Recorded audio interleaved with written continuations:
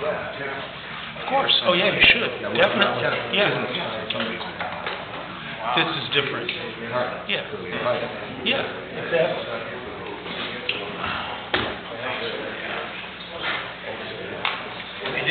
Good evening, everybody. Welcome to a work session of the Grosse Pointe Farms City Council. How this generally works is we have a project that we are reviewing that's being proposed for the village market, and we've invited residents from around the business. So what we'll start with is having them present together with some of our administration on what the plans are or how they might impact the area.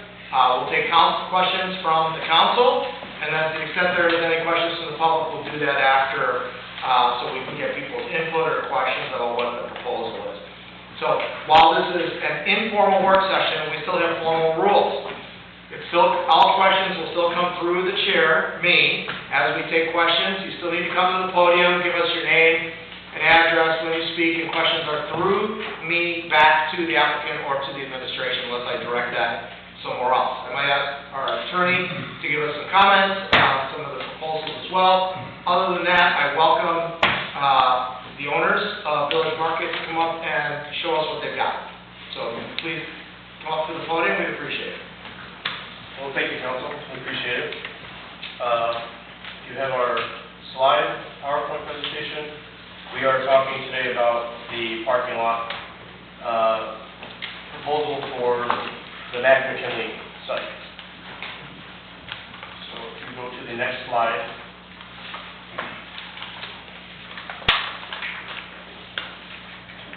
Just for the record, Mr. Mayor, we need to have you identify yourself. Oh, yeah. Sorry. Yeah, remember I said you got to come up Yes, with the podium. I apologize.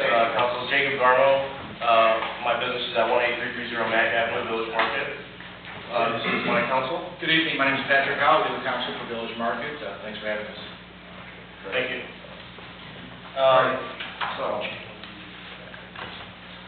So today, our proposal today is on the parking lot renovation for Mac and McKinley. As you can see, this is the site plan that we've put together for what we are proposing. It is a redirection of McKinley based down into Mac Avenue, sort of a closed-off parcel at the end for our customers and guests and surrounding businesses to be able to park safely and commute from our business and neighborhood businesses in the surrounding area on Mac and McKinley. Some of the benefits for what this parking lot will do for the city is it's going to create a safe parking zone right now. Currently what we have right now is an intersection between where Mac and McKinley come together, where pedestrians and our customers are walking across from the current parking lot to our store and neighborhood businesses. Another benefit for what this parking lot will bring is somewhat of a beautification for this area. As you can see, we've identified some shrubage and also some greenery that is going to be around where the current parking lot is at the moment, and we hope that this will help beautify and enhance Mac Avenue as well. The obvious reason for this is additional parking. Not only will it benefit us as Village Market, but it will benefit the surrounding businesses such as the Lambert Realty, Leo's Hair Salon, Viola Boutique, and Point Dentistry. If you go to the next slide, you'll kind of see where the intersection is at the moment. Our pedestrians and customers are parking on the south side of Mac and walking north in that general area where cars are passing by off Mac and McKinley. So it poses a dangerous threat for customers and pedestrians walking by just while cars are sort of flying by on a 35-mile-an-hour turn. And also, coming off of McKinley and going on to Mac is a dangerous turn in an intersection as well. So we hope that this proposal can help with some of the safety that comes around with how the cars are coming in and out of McKinley and Mac Avenue. Secondly, Jay, can you do us a favor? yes. You guys are blocking some of the people back there. So You can walk up to the screen, Okay. you can point while you're talking. Sure. And that will allow them to know what you're talking about. Okay.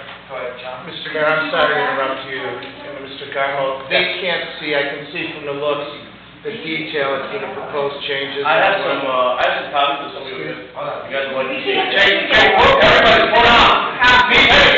Please, people, know what we're talking. One at a time. I got it, hold on. John. I can see from the looks, if you don't mind, with the mayor's permission, to walk up on your initial slide Yes. showing the proposed changes. I can see from faces, they can't see it or understand it. Okay, well, I have some copies for whoever would like. All right. We'll still walk, Jake, still walk up there. Derek, you go back to the original slide. And can you do presentation mode without all the graphics on the bottom, so it'll make it bigger? Just hit it right here, or whoever's controlling that.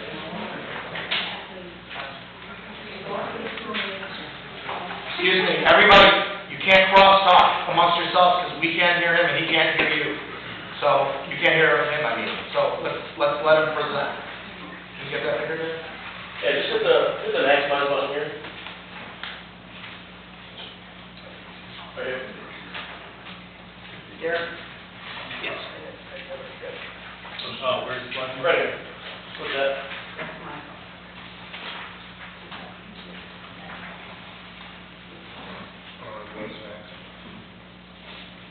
That's where it goes. Pardon me, Kurt, my wife is live streaming, she says she can't hear anything on the live stream. I don't know if there's something to look into. The live stream is working, but the audio is not working. Sorry. Go ahead. Okay. So currently, McKinley runs through this right here. Our proposal is to block this area off and redirect McKinley so that we get a 90-degree turn.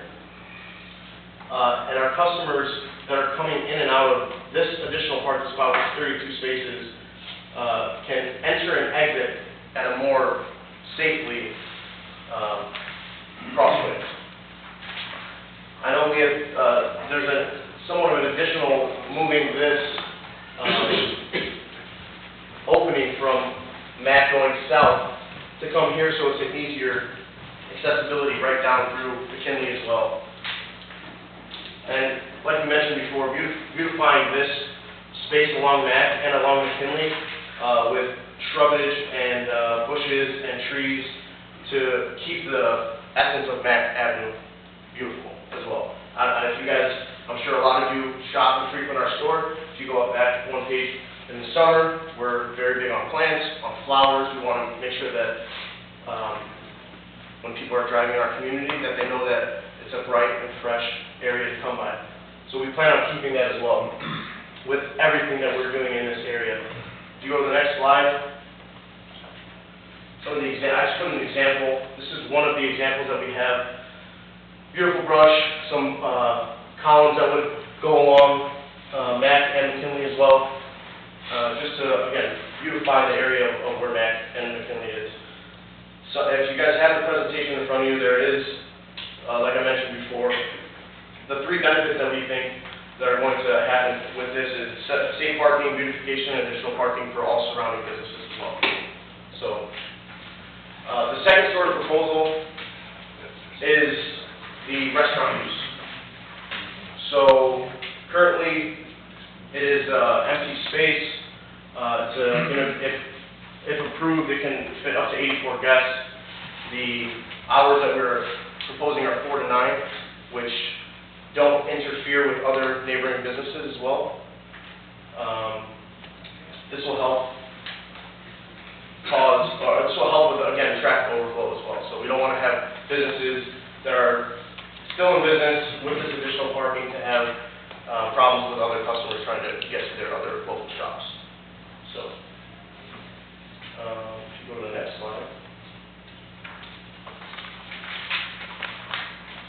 So, with this, we plan to bring a new American-style restaurant to the city.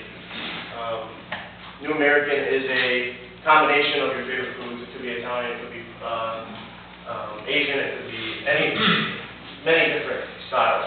Again, I mentioned 4 to 9, ensuring minimal overlap with neighborhood establishments. And we plan to elevate the dining experience in Grosse Pointe.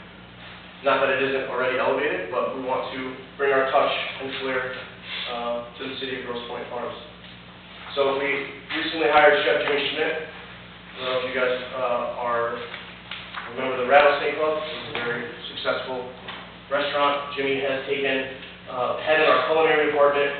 He's actually in the talks right now with hopefully some of the Grosse Pointe schools to help with nutrition, to help with making sure that we can kind of assist with the school systems and our community to bring better nutrition and teach people about the culinary arts. So, can you go to the next slide? I think that's it. Okay, let's go back there. Thank you. Can I ask your council to tell us, why don't you present on discussions on how you're going to pay for this, what's going to go on, what are expectations of the village market, vis-a-vis the city? I think we're just kicking this off again. This started well before I got engaged, about a month ago, in 2021. This discussion, the site plan was created for a number of reasons, somewhat unclear to me. I think also to the city attorney, it was put on hold. But we're kicking off this discussion again, and it's a two-part discussion. One is the safety issue. I was just at the store, probably at the time of the day, and everyone kind of spills out of that southern lot across the street. There's no kind of pedestrian crosswalk being followed, and you've got cars coming in, cars going out, people crossing, and it's a very dangerous situation in my opinion. Parking, I think, would solve it. It would also beautify the street. They have a very attractive entrance right now, and that would be extended out, kind of commingled with the parking. The second discussion is that we have a built-out restaurant essentially on the second floor. A series of events that led to that, and we're here to properly get that approved and open. The restaurant on the second floor is really an accessory component of the modern neighborhood grocery store. I represent a number of grocery chains across the state, and it is a vital component for the fresh dining. The customer visits the store, has a meal or a drink, gets their items, and it's more of an experience. So it's very popular. I think it'd be a great amenity for the community, and we think that the hours wouldn't conflict too much with the neighborhood. This is not a bar. It's a fresh, fine dining restaurant within a first-class market. So we think it's fitting, and we'd like to resume and kick this off with the city to get this going again.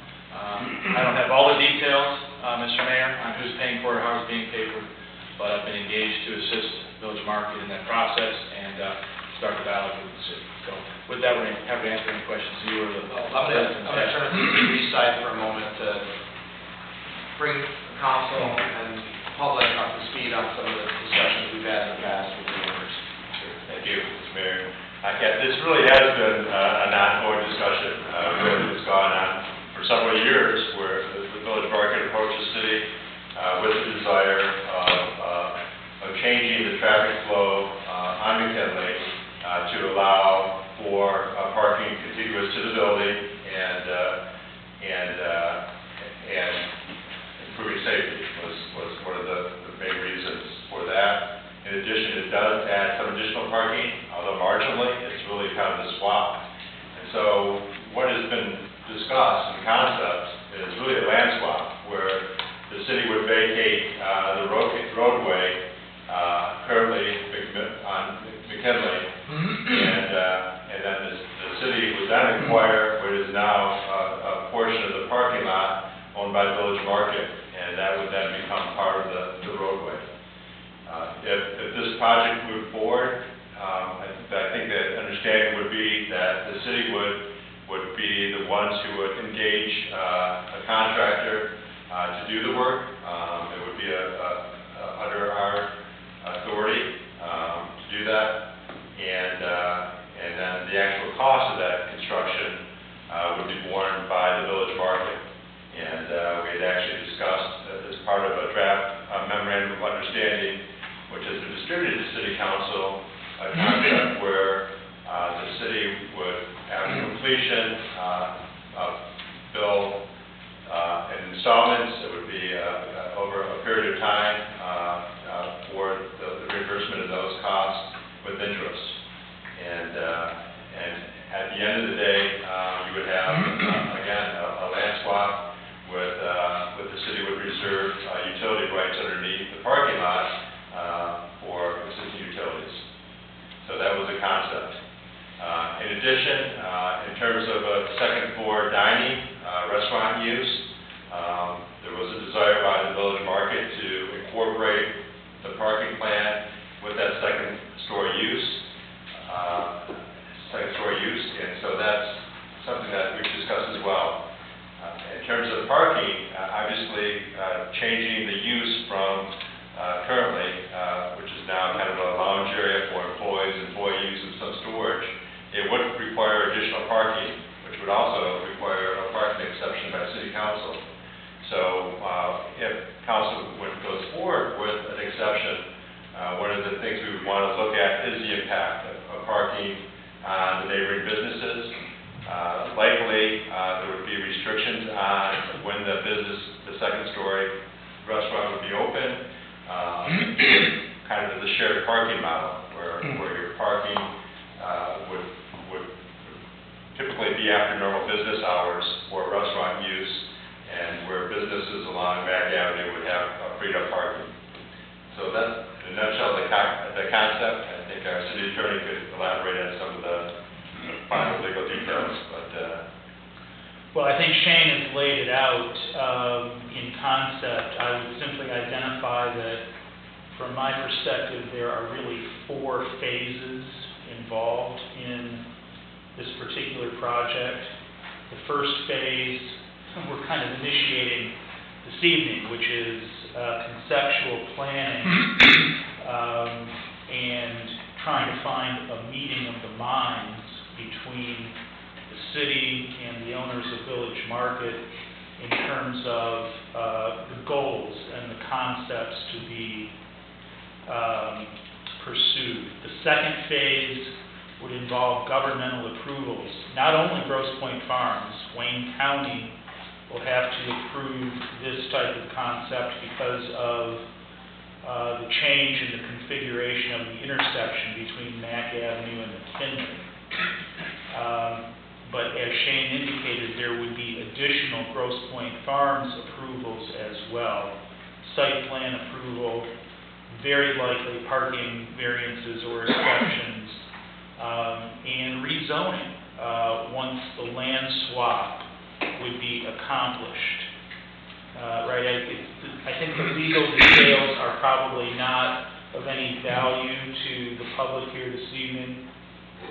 Shane described it as a land swap, but there are further intricate details that would have to go into eliminating the current right-of-way where McKinley angles into Mack Avenue, exchanging the property, and then rezoning for the reconfigured intersection. Third phase would be construction, which I think the city would prefer to manage and engage the contractors and then get reimbursed through the long-term utilization of the new parking area.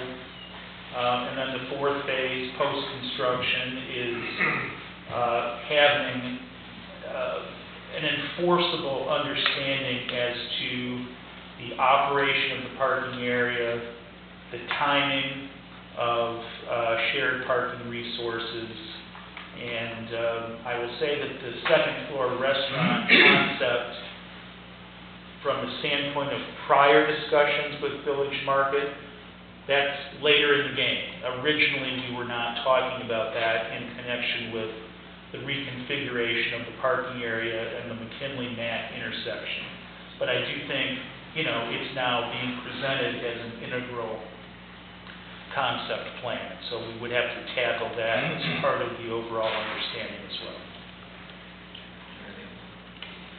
So to summarize that, we're not taking any action tonight, we're not voting on anything tonight. Tonight is just information, so we can hear from the owners, the public, hear from council.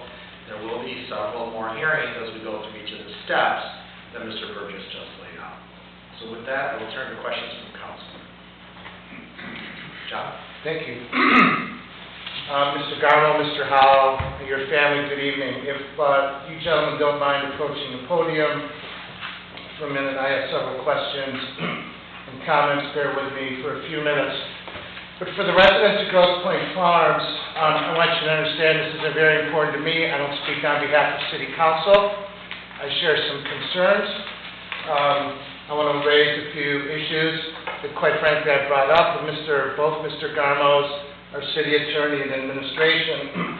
And I've been to Village Market. I think it's a great store. I've shopped there. I want every business. I'm a lifer here in the farms. I want every business that comes here to be successful. But I also want to have a firm understanding, Mr. Howe and Mr. Garmo, tonight, that we need to have finally an open and frank discussion about what your plans are. And we need to make sure, at least I do, and I assume that some of the other members of council may, we've had some problematic issues in the past, quite frankly. And we have a community that I believe the process is important. We have community members in this city who we hold to a very high standard as to what they do and want to do with their businesses, with their residential properties, who have donated tens of millions of dollars to various organizations locally, that we jump through all the hoops on a regular basis. And I'm not naming names as I did with Mr. Garmo during the recent meeting that Mr. Reside and I had. We make people jump through the hoops because we believe that whether you live here, whether you do business here, or whether you come to visit the city of Grosse Pointe Farms, that our ordinances apply to everyone, and people aren't going to try, quite frankly, to evade our ordinances or keep the city council administration in the dark about what their plans are. And I firmly believe that the process requires that we all abide by the ordinances, respect the ordinances, and come to the table in good faith. And when you were here a few years ago, when you got our approval for your initial use, and I'm glad business is successful, and as I said, I hope it continues to be successful, but you said during your initial meeting that the second floor was completely out of the question for anything but storage. And I pulled the records. And Mr. Reside and I went to a meeting, and you had committed, I would guess, a couple $100,000 to construction on the second floor restaurant. It's gorgeous. It's gorgeous. But I think you assumed that our city council was going to simply do whatever, and it was going to be a slam dunk and approve it without jumping through the appropriate hoops, whether it be public safety, approval by liquor control, approval by our chiefs of police and fire, Department of Public Safety and the like. And I think you sort of thought that it was a done deal. And you have pictures tonight, it's gorgeous. We haven't approved anything. You've hired Jimmy Schmidt, that's great. That's absolutely wonderful. But your initial meeting, you specifically said that nothing of the sort, that question was asked, was going to be done with the second floor. And Shane and I discussed with each of you during our meeting how disappointed we were to have learned that contrary to our ordinances, we got word that you were actually going to host an event, or had already hosted an event, and we're going to host another event sponsored by the Chamber of Commerce of Grosse Pointe that would have been completely contrary to all of our ordinances. In terms of parking, in terms of approval, fire marshal, having somebody go through the property and look at it and make sure it was suitable. And Shane and I expressed that to you, and thankfully I think the event was canceled because of low ticket sales. And we mentioned that during our meeting how it wasn't approved. And then near the conclusion of our meeting, Mr. Garmo, you said to me, you know, we have another event scheduled, and we're not going to cancel it. And sir, I'm being very honest with you, that doesn't pass muster with me. Because you're represented by Mr. Howe tonight, who I don't think seen the memorandum of understanding, but I know that his colleague and Mr. Burgess are extremely well connected through business circles. We have a darn good city attorney from the Dickinson firm, and you have representation, as you mentioned, from the Honeyman firm. But how you were going to put two events in the upstairs, a completed restaurant, without any notice to the city, and told us that you insisted on having a few, that's my first question. I have a few more. How did that come about? I think the residents behind you deserve better, deserve notice. Why did you think that that was going to be okay in the city of Grosse Pointe Farms? Well, John, to be honest with you, we do have all of our fire, health, Department of Agriculture, all of our certifications for the upstairs and the downstairs, just to be frank with you. We've gone through the various processes to make sure that all of our, all the codes that we need to be are at the adequate spot, so there would be no fire problems or health department issues or anything like that. I think what you're bringing up was a little bit of a confusion on what we kind of talked about with Shane and Mayor Theodosia, the process of what we were doing. Obviously, we knew that this was going to be something that we were planning on doing, but the confusion for the timing kind of got in the way as well. So I know when we were approached for it, we understand that there will be no events until we go through the proper procedure to make sure that everything that you guys do on your end is going to live up on our end as well. So with that, knowing what we know now, there will be no more events until we go through the proper hoops. And I would only mention as well that you don't have all the necessary certifications. You're not close. Because all those depend on the City of Grosse Pointe Farms approval for the use. And without a use approval, as Mr. Howe undoubtedly knows, and how I happen to know, having defended the interests of municipalities for more than 30 years, you're not close without City of Grosse Pointe Farms approval. And when you had the one, and we sent a letter to cease and desist, and then at the end of our meeting, we're told of a second one with Chef Schmidt, who's a great chef. I move to a different subject, if I might. The second issue is with regard to compliance outside. We've devoted substantial resources in terms of public safety to your store, as we would to any business that calls on us, quite frankly. We've had numerous calls up there, and when Shane and I walked outside, and even today,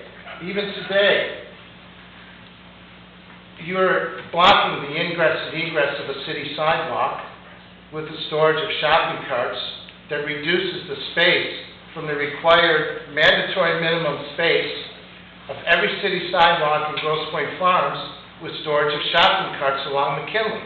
There are probably 30 shopping carts there. When Mr. Reeside and I were there for our visit, there were numerous planters on the easement belonging to the city and the county with planters and things like that set up. You had thousands of dollars. It looked great, but it was completely contrary to ordinance. County ordinance, city ordinance, it wasn't even close, quite frankly. And even today, cities get sued, believe it or not, people. If our threshold for sidewalks aren't the appropriate percentage, or we're blocking sidewalks, we get sued class action for those types of things. We really do. And there was improper signage there. I got the sense that it was all about us individually and not about the community or not about the city. And then you were thumbing your nose, because as a store owner, quite frankly, you can't put things between the curb and the street to sell. You can't put things on the sidewalk to sell. You can't block the sidewalk if somebody needs a wheelchair to go down McKinley Avenue from the alleyway to your store. You can't get through it today. You can't get through it. That's the problem. And I know you have an eye for attention to detail because your store is spotless. You won't allow it. I know you have eyes for attention to detail. But I'll tell you one thing. The city of Grosse Pointe Farms wouldn't allow Rite Aid to store their carts on Kirby. And everyone that comes to us for a variance to have outdoor dining or things of that nature, we expect them to comply. One of the first questions that Lav asks or Neil asks is that why not? Because for disabled people to get through, or a man or woman pushing a stroller down the street, it's a big deal if those things are blocked. And I can't tell you how many class actions I've defended because of that stuff. People are John, looking. can I get to a question, because we only got 25 Yeah, minutes? We only have 25 minutes left, and I want to My question is going forward, what can you tell us here tonight that things are going to change on your end? Well, Starting right now. I can tell you, John, this is the first time in our tenure as owners of Village Market that this has come up. It's not. No. We raised it during our meeting. Which one? The one that Mr. Reese and I had at your store on the second floor about a month ago. And don't forget, I've been on council for too long. There's never been complaints No, about I mean, planters. some years ago, before you did the renovation, you guys used to put the cinder block stands out there. Yeah. And we told you to move those because they were cutting them. We had a refrigerated summer. This is not the first time. So, Right. just to answer John's question, when will you I think, address that? as I mentioned earlier, I grew up in Grosse Pointe. I went south. I know the standard that's set here. I was brought into this about 3 weeks ago. My conversation with Village Market sounded a lot like your comment tonight. I deal with this every day, markets, public establishments. How do you get a restaurant built? Just explain to me how this happens, right? And it was somewhat confusing. So I really don't think it was intentional. I think there was some confusion. I read the ordinance, eating establishments permitted by right of district, okay? So read that, not a lawyer. You might think, all right, what's the problem, right? What I can tell you today is that I'm on their team. We're taking this from initial concept phase through the very complicated process that City Attorney laid out. As far as the sidewalks go, I think we can handle that. I mean, that's a couple phone calls and visits and get it right. Great answer. And I think the safety issue we have is real. I witnessed it. My mom still lives here. And it needs to happen. And I think the second floor restaurant will be a great amenity to the community once it's approved. So, thank you. Thank you. Thank you, Mr. Mayor. No. Left or right? Left? My left, your right? Brother left. All right, yeah. That would be Neil. Go ahead. Can I approach the screen here? I'd like, Jared, could you please bring that picture up? I have a question, and I think I'm going to direct this actually to Shane, but so that everybody can see my question. If you could please bring that up, Jared. It has to do with safety, but I'm talking about traffic safety. So, as I understand the proposal here, there are going to be two curb cuts created, right? Here and here, is that correct? Two new curb cuts? Pardon me? Sorry. I'm sorry, the one in the parking lot, I think is existing. This one right here? Right. And then the other one's just the street, so that instead of having the old street, so that's not an additional curb cut. Okay. That's just the street. All right, so I didn't know that this one existed. I typically park right along here, but anyways. My question, Shane, would be for our engineers, our traffic engineers, if we could study the effect of adding new curb cuts. That would be in terms of rear-end collisions.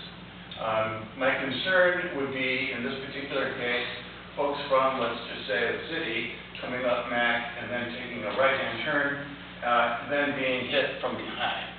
And I think that happens often when you have a curb cut situation. So whether or not this one exists, I think we're still going to have a new one, plus we're going to have this over here.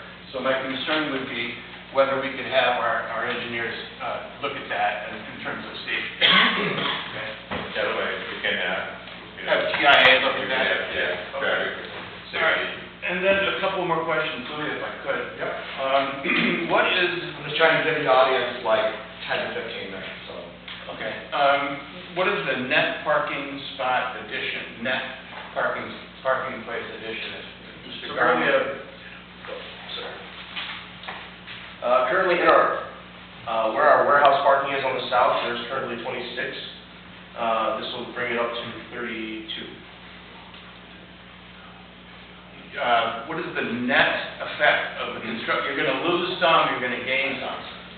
What is the net? Yeah, so I think we did look at, we had George Jerome, who is actually went out to price the construction project. We had a look at the net effect. It's fairly minimal, because you're really, you're gaining the adjacent parking, but you're losing the parking in the existing lot. So, as this passes now, it's probably about a half dozen spaces.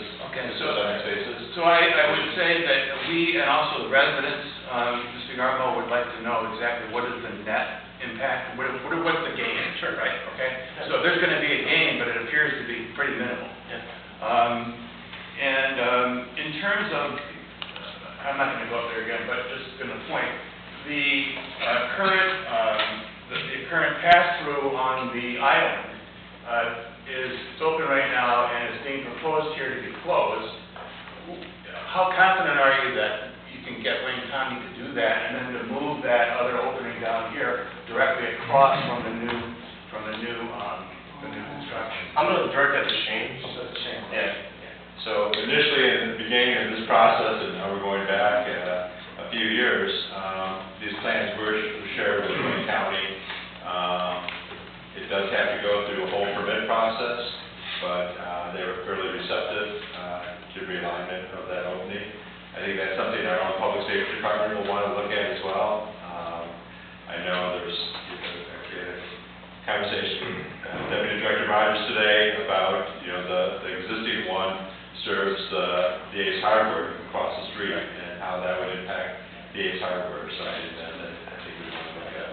Yeah, I think it's problematic, because people come out of Ace Hardware, cross, go to Island, cross, and we've got a lot of this left and right turn, cross, and then people trying to turn left from that cutting into the front of Village Market, creating I'm going to get rear-ended, because now my butt's sticking out on the back, because I'm too deep. So that's why I suggested moving it away to loosen up some of the traffic, so people weren't, trying to turn left, go across.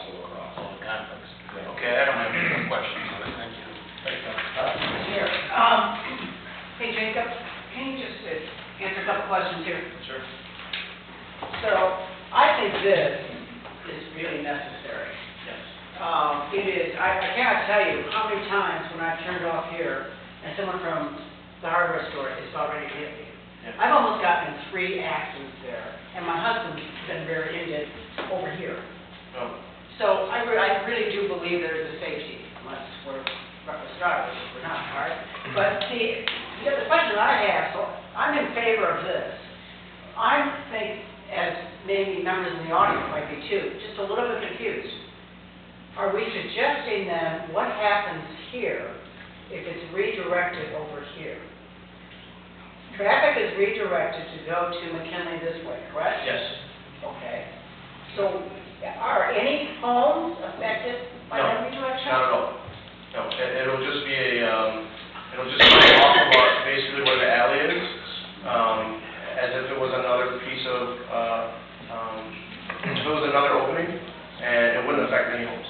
No. I'm sure there's people that disagree with you in the back there, but for my sake, they're asking the question. So you're saying that it will be no homes affected by it? No, I don't believe so. I mean, again, when we look at it, obviously putting the residents in consideration as well, we want to make sure that no home is affected by it. All right, well, because I have other questions, but I'm going to move on here because I want to hear from the residents as well. Thank you, sir.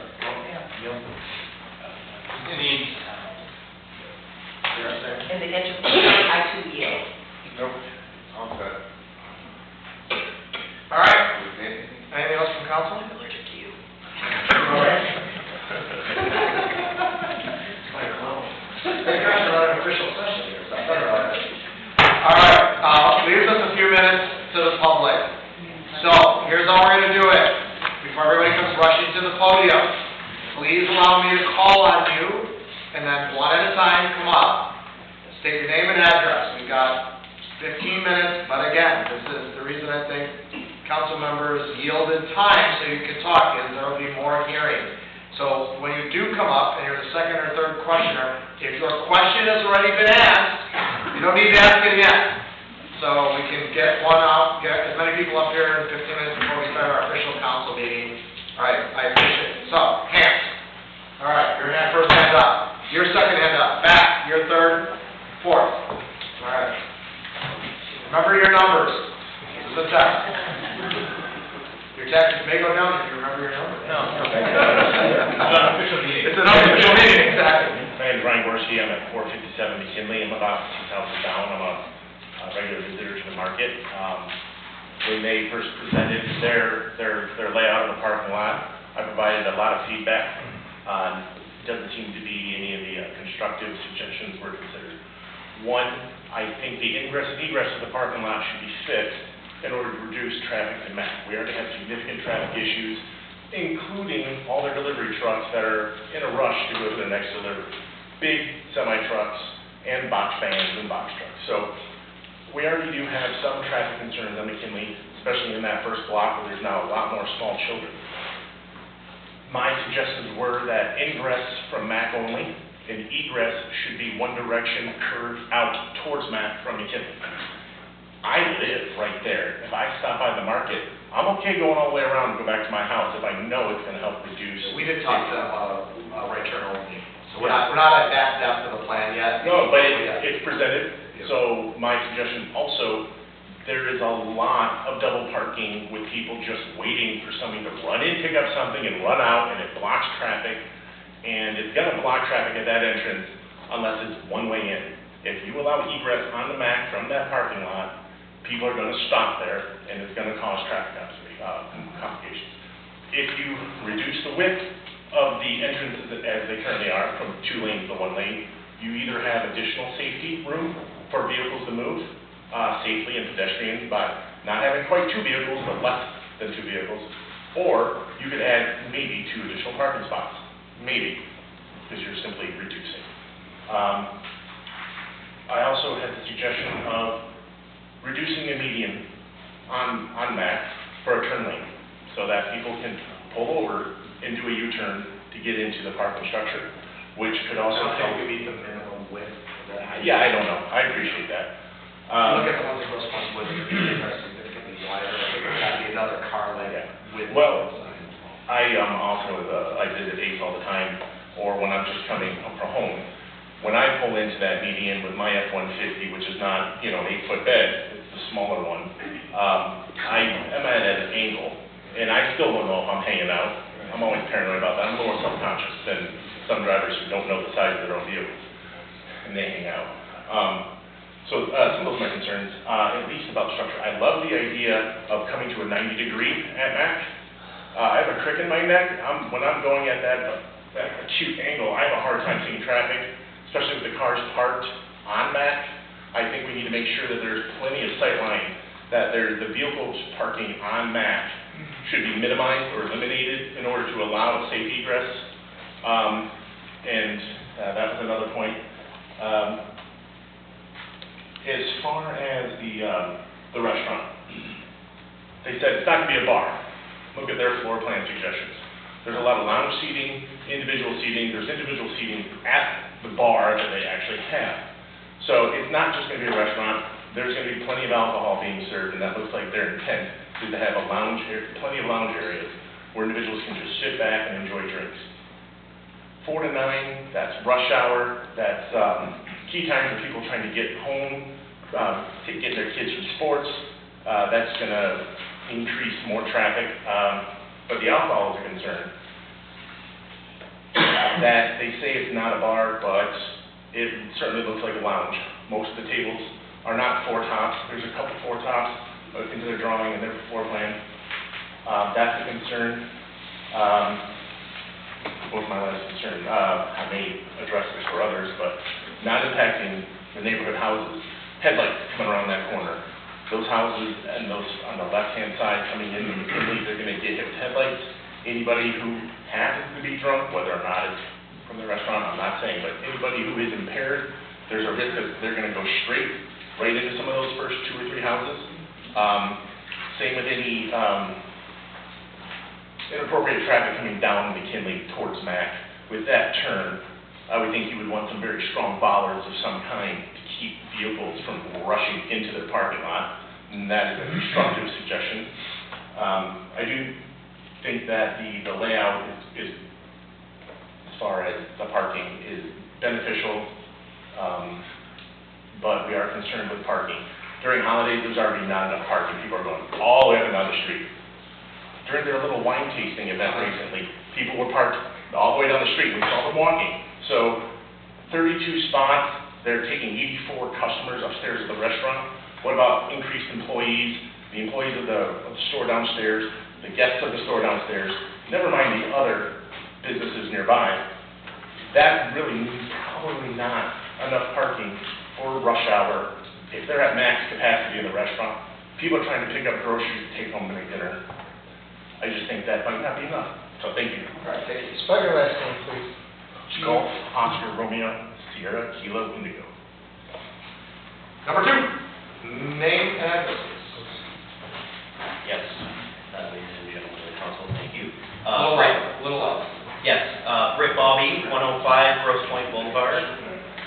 Also on behalf of Power Pilates at 18226 Mack Avenue, my wife and her partner really own the business which just opened. 2 concerns. One is the cut-through at Ace. I would take that out now. It is just a nightmare passing through. The previous gentleman already stated that. I don't even know if I'd have a cut-through at McKinley. It is so bad. The other thing is, I saw that the south end near the warehouse would have a parking lot. Is that open to the public as far as other businesses to use in the proposal? And how many spots does that offer? I think I see, the concern there is there are only about 4 spots in front of, 3 or 4 businesses there currently. They're not metered, but there are only 4 spots. The rest of the parking lot is owned by Village Market at this time. What other parking accommodations can this offer to both the public and to businesses on that south end? Any answers to that? We'll consider that a part of the planning as we do this. Okay. All right. Thank you. Thank you. Next. Oh, yeah. Can you spell your last name? Yes. Eaubie.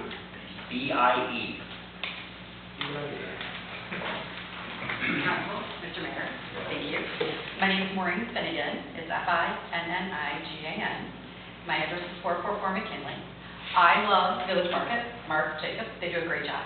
However, we have a lot of young children new on McKinley. Mr. Mayor, I'm going to direct it back to you. We had a conversation about putting up a sign about how fast people are going. Never happened.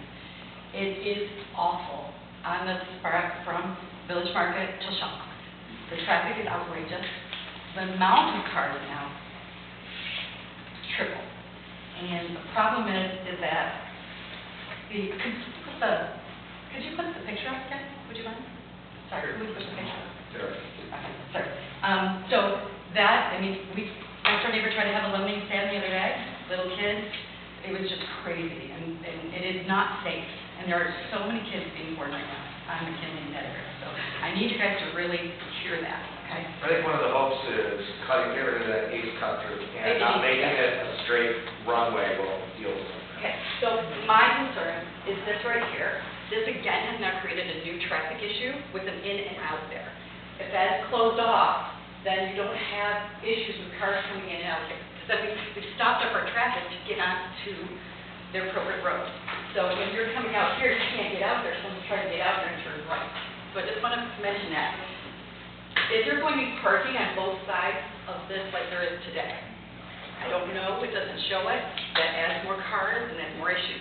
So we just need to make sure we're looking at this overall. This is beautiful, however, I will address the sidewalk issue. Agreed, sidewalks are a must.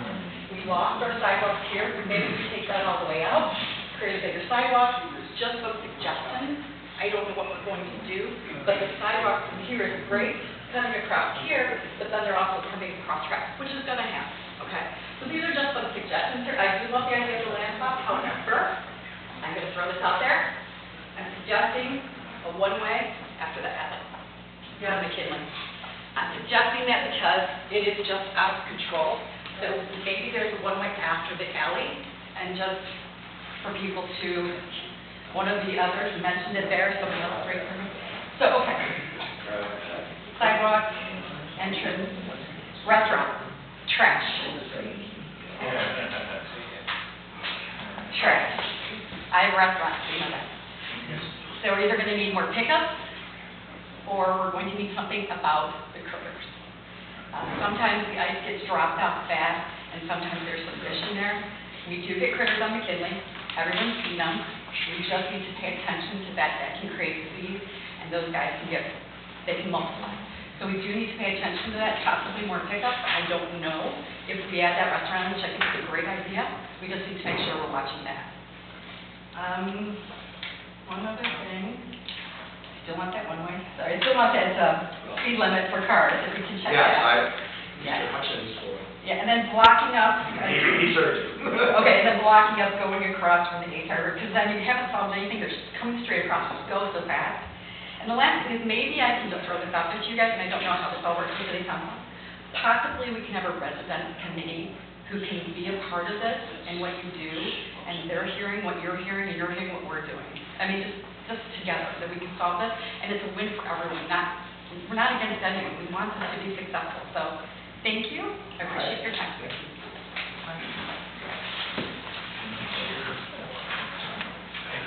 Nope, she was number 4. Oh, I'm sorry. I'm number 4. Did you want my name and address? Yes, don't get it. Okay. So you're 5. Jane Cassisi, 478 McKinley. So you can imagine, my first question is, well, not the person, how are the trucks going to unload now? Same way? Can you bring your little thing diagram back up again? Thank you.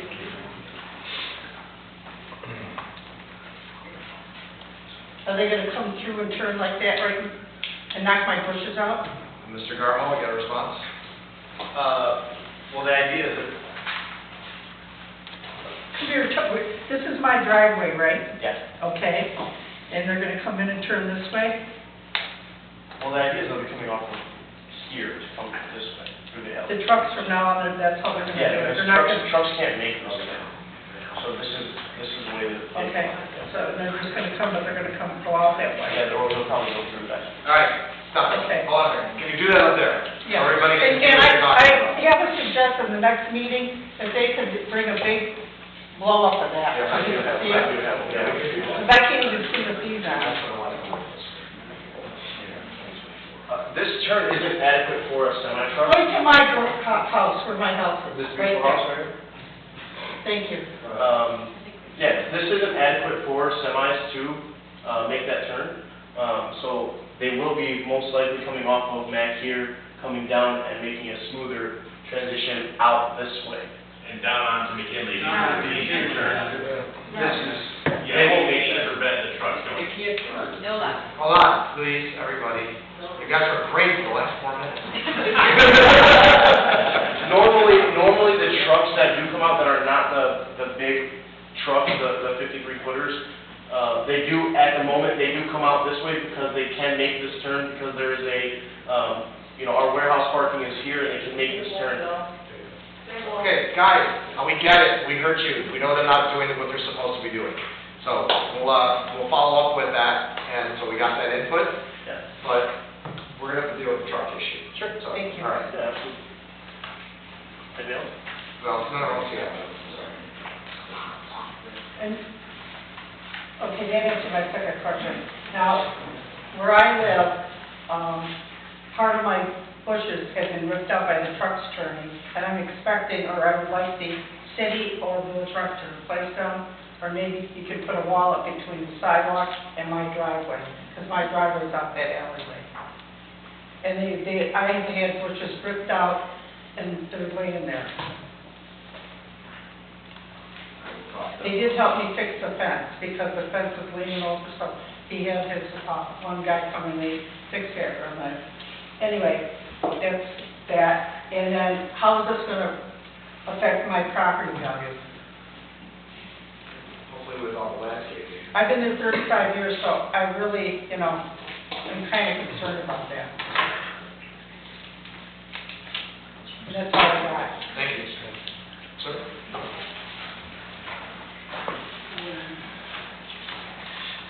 Good evening, my name is Ken Michaud, I'm over at 14. Can you spell your last name for us? Michaud, it's M-I-C-H-A-U-X. I'm over at 423 McKinley. Please, everybody back there, we can hear you. Again, I wanted to ditto with some of the other residents that talked about their truck traffic. Right now, we have 15 to 20 trucks per week that are going through McKinley. That's McKinley Avenue to Shelby. Some of the trucks go all the way to the farmer's market, and then some of the other trucks go left, pass up Brownell, take Mirage, go all the way to Cook Road, and turn right to the Rivers complex for deliveries as well. But in the last year and a half, it's been roughly 15 to 20 trucks per year, and that includes a big commercial garbage truck that goes through roughly 3 times a week, and sometimes that Saturday at 6:30 in the morning. So if we can try to work with the truck issue going through McKinley, I think is perfect. Have them come off of Mack Avenue, make a delivery, and go right back onto Mack Avenue to their next delivery, rather than going down a residential street. And then the second item real quick is the restaurant, which probably would have more traffic down McKinley from 4 to 9 as well. So that concerns me as well, because right now we have quite a bit of car traffic. So those are the 2 items. Okay, thank you. Thanks. All right, so we're going to start our regular meeting, so here's what we're going to do. We'll take all your input, we'll get back to Village Market and try to address some of the things we've talked about today. If you have comments that you still want to submit, or even if you think of something tomorrow or the next week, you can email them to our city clerk, whose email address is on our website. So if some of you have not had a chance to speak and want to give us some additional comments or enhance your comments, please feel free to go to our website and email our city clerk, who will then put them in the hopper for what we're talking about. The same type of notice you received today for this meeting, you will receive for any future meetings. And you'll get that notice will tell you whether it's another work session like this, or whether it's something more formal where we will be voting on something.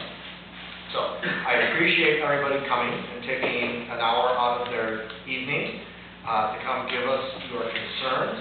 The input is always helpful to us in making determinations down the road, particularly for residents who are so close to businesses and businesses the size of this. So again, to speak on the whole council, on behalf of the whole council, so thank you for your time and your input. We look forward to more of the input, and as I said, you'll be receiving notice as we move forward. Eric? I'd just like the audience to know, the audio is now working, but we have a backup, so we'll post the full video and audio tomorrow on our city website. All right, fantastic. Mr. Mayor, if you don't mind, if anyone was here for the discussion tonight, you did not get a chance to speak, I'm just going to leave, if you could write your name and address, please. I'm going to leave a pen over there. I'd like to know everybody who's here from the neighborhood. Thank you. All right, with that, we'll take about 2 minutes to let the room clear before we start our city council meeting. Thank you again, everyone. Have a good evening. All right.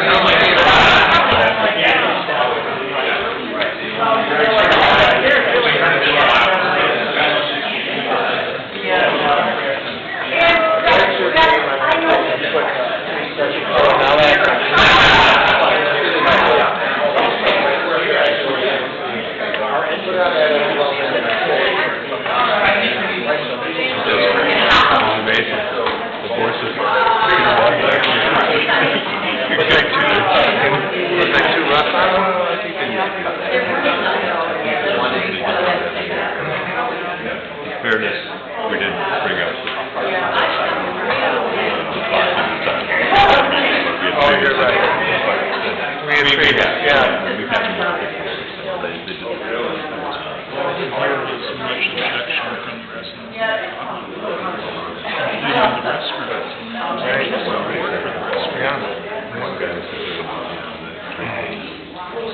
You know, honestly, if you've got any problems, let's get them just because we want to. I just like it.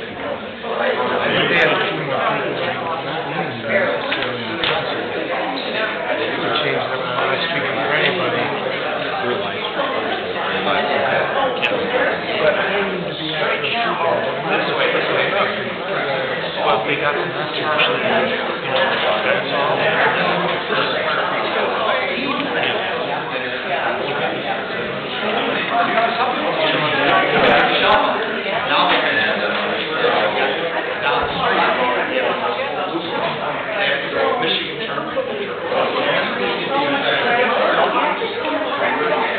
Right quickly, we got to start.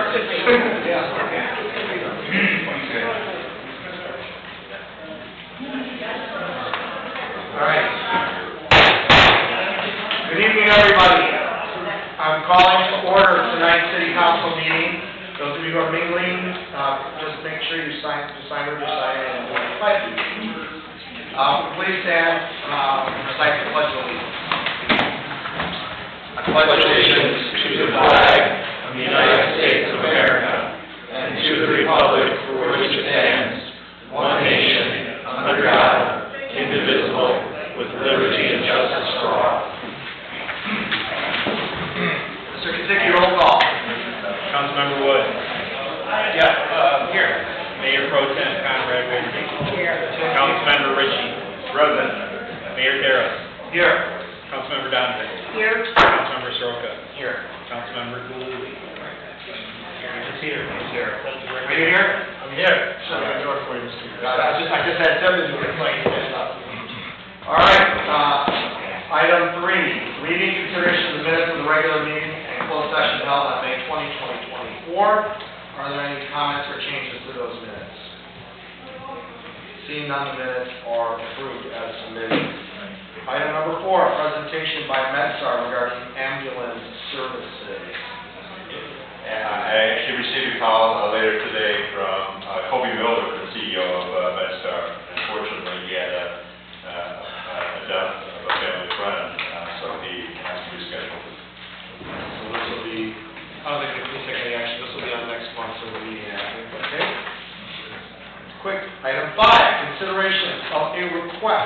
to approve senior services millage ballot language for the November 5, 2024 election. So, What I said. yeah, just you came really fast. I didn't see it, sorry. Okay. I'll just kind of tee it off. Yeah, I wanted to see out the city clerk and the city manager. Thank you. Shane. This is really, what you're seeing today is a combination of many meetings over the last many months since the Helm was before this body and requested consideration of the levy of a senior mill that would go towards the funding towards the Helm for senior services. And from that meeting, each of the communities, the Grosse Pointe and Harper Woods communities, had a representative attend meetings with representatives from the Helm to look at their needs, to go frankly pretty in depth in looking at their budget and coming up with proposed ballot language.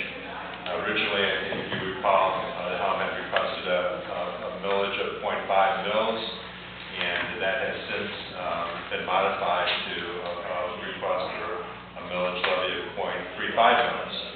And from that meeting, the city managers of the respective communities met and did two things. One, they finalized a ballot language with the help of the city attorneys from the Grosse Pointe and Harper Woods, as well as the development of an intergovernmental agreement.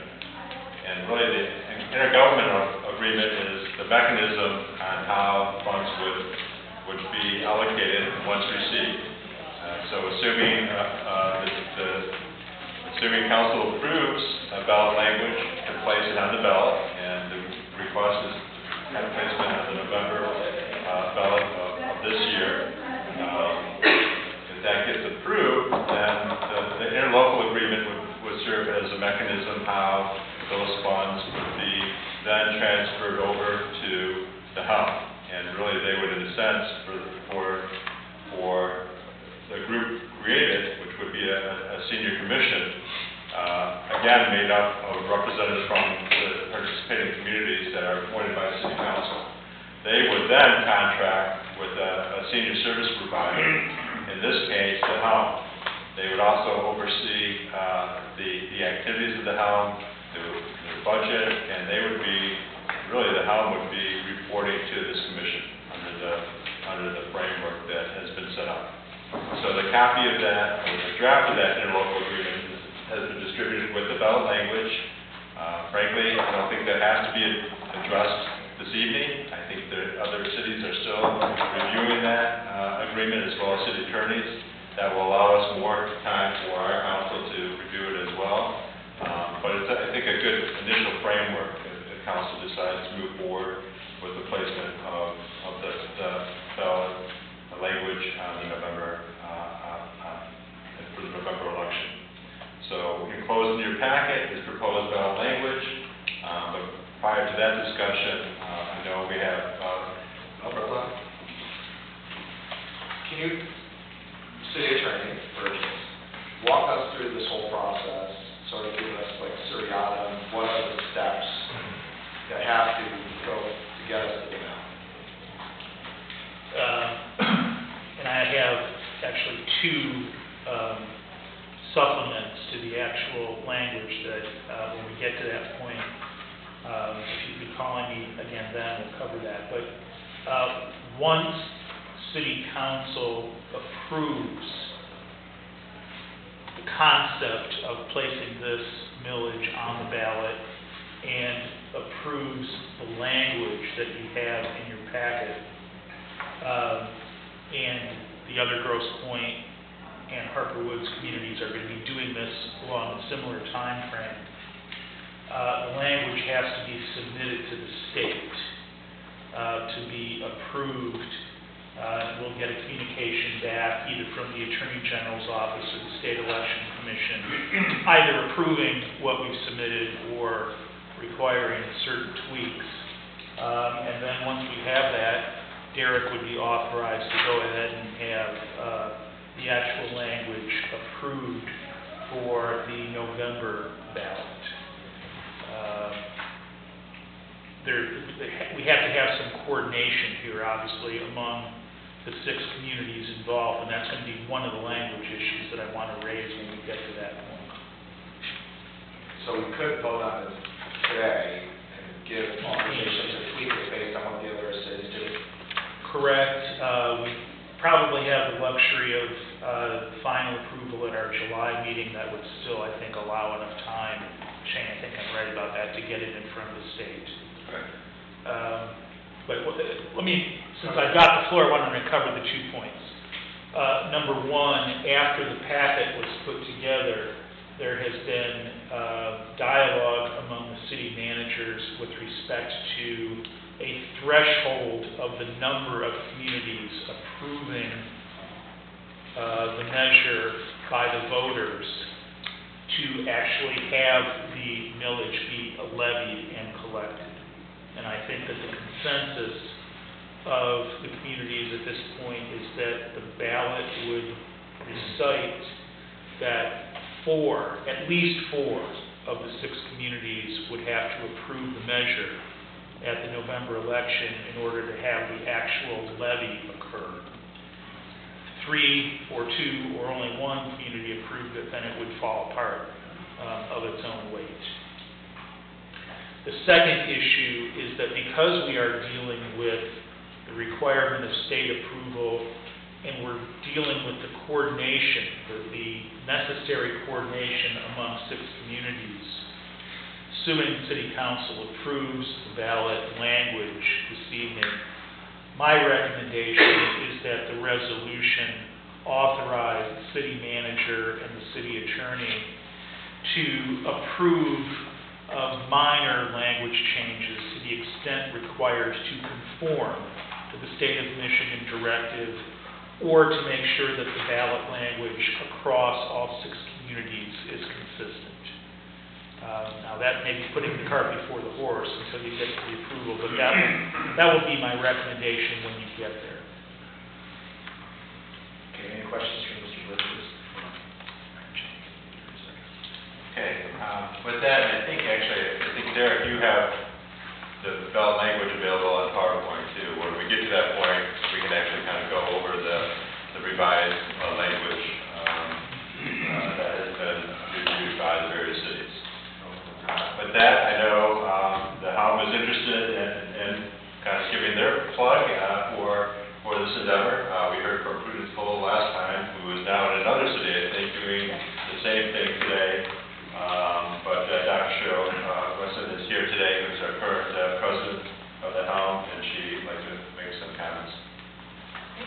Thank you very much to the council for allowing me to speak. We're really excited about the opportunity to help our senior citizens and appreciate your consideration. I'm Cheryl Wheaton, and we've presented previously the need for support of our seniors in this community. I'm asking you to give the citizens of Grosse Pointe Farms the opportunity to decide for themselves if they want to ensure the well-being of our seniors through a state-authorized millage.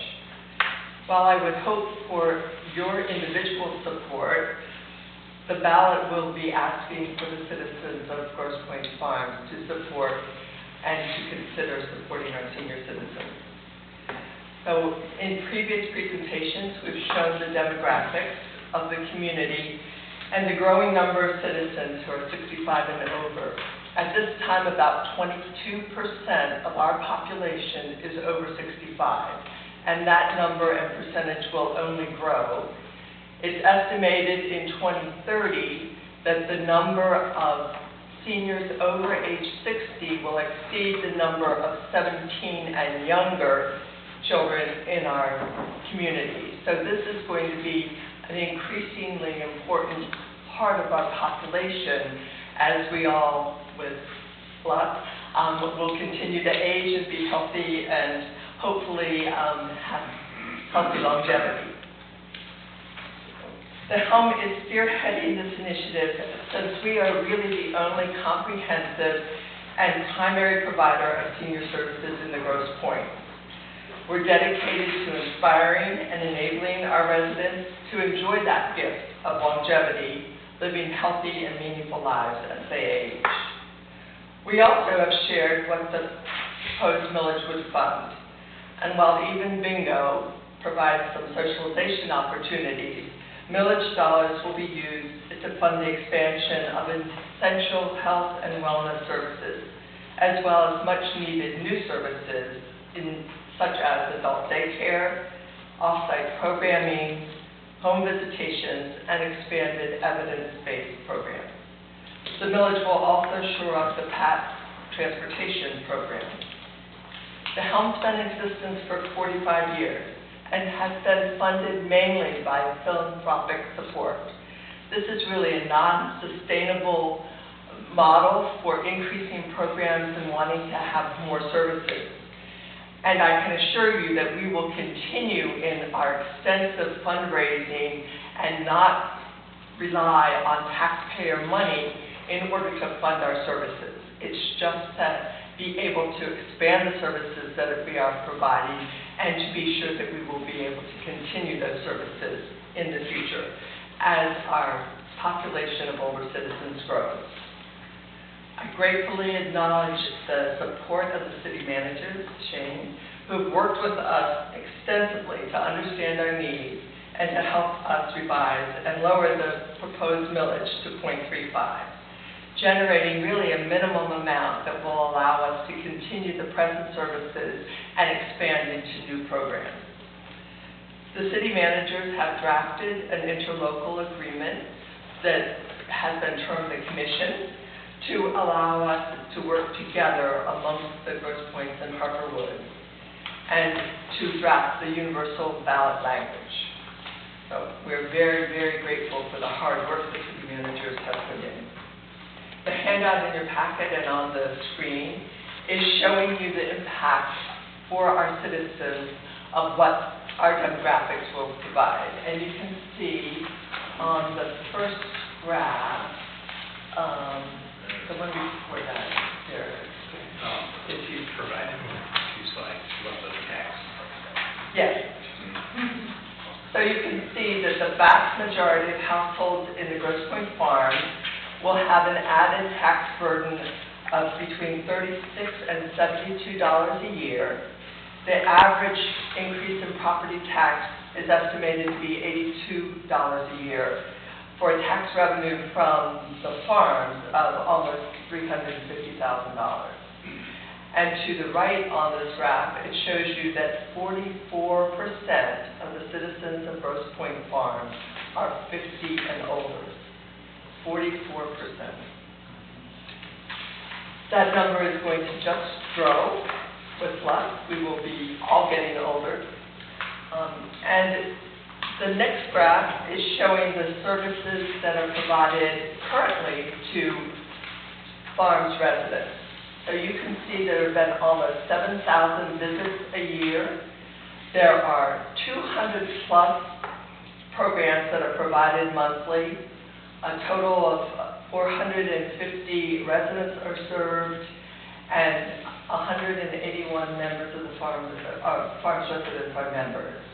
And on the right-hand side is showing examples of the services provided, some of the services provided, and the number of residents that have been impacted.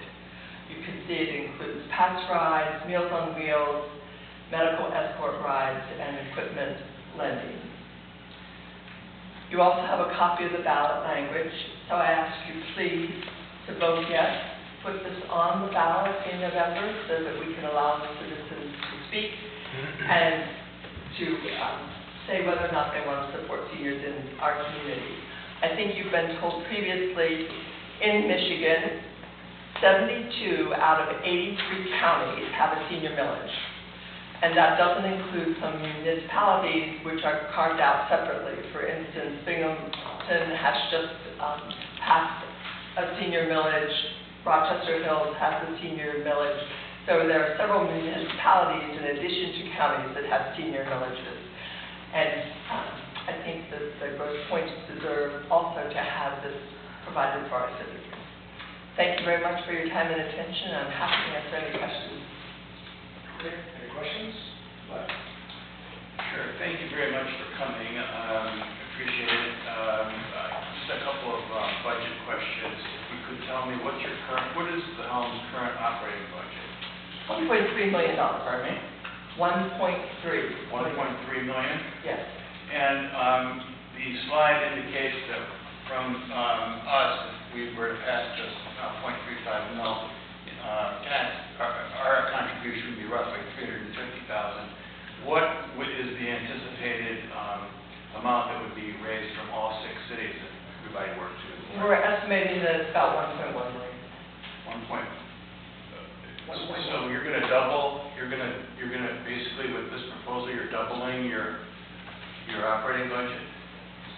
Part of what we are recommending that would be used for is adult daycare, which will take close to $500,000 to be up and running. That will provide services for citizens who can't be left alone at home, to allow their caregivers to have some time to have a safe place for them to be provided, similar to daycare for young children. Nothing like that is in the points at this time. If someone needs that, they have to purchase those services individually for care in their home. We would like to expand services to include evening hours and perhaps some weekend hours so that we can reach a wider group of individuals. We know that older citizens today are working longer, and so daytime programming doesn't always meet the needs of people that are still active and working during the day until they're in their 70s and sometimes even 80s. So we would like to expand the hours of operation that we can be provided. We know that the wages and benefit packages always increase. We are really just able to generate philanthropically the expenses that we have for pretty much a bare bones operation to do all the things we do with minimal there's really no slush in the system. Thank you. You're welcome. Mayor. Dr., thank you for coming. I appreciate your overview. Excuse me. You have an operating budget of $1.3 million right now. One of the things that I'm intrigued with in this knowledge is that I understand the growing population and the projected needs. However, I'm not quite sure how your budget is divvied up right now. Of that operating budget, so help me understand that, $1.3 million, how much of that $1.3 million is from grants? State grants, federal grants, any type of grants? I don't know the exact percentage. We do have grants.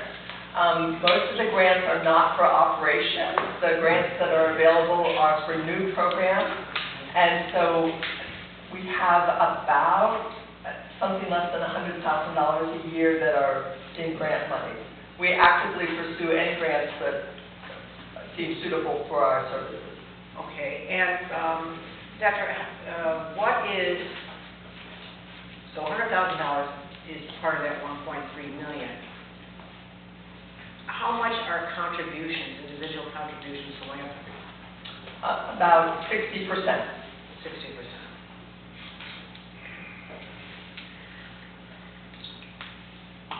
I understand that this is a real need, and I understand, the leadership, but there's a lot of leap of faith going on here.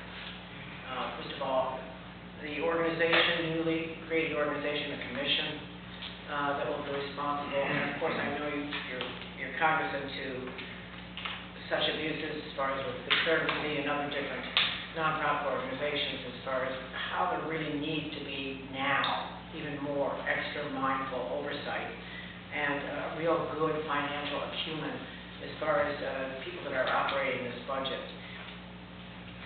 I'm going to approve this ballot myself, so this ballot language,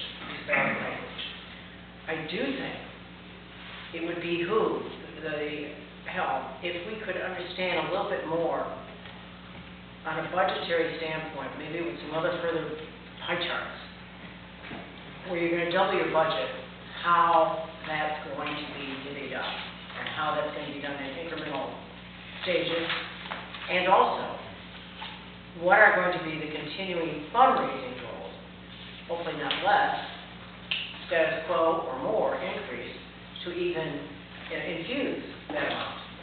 Our plan is absolutely to continue the fundraising that we have been doing and to continue to do the very best we can. Fundraise, the group of donors in the Grosse Pointe is really hacked out by a lot of different people, and there's, but we continue to do it as best we can.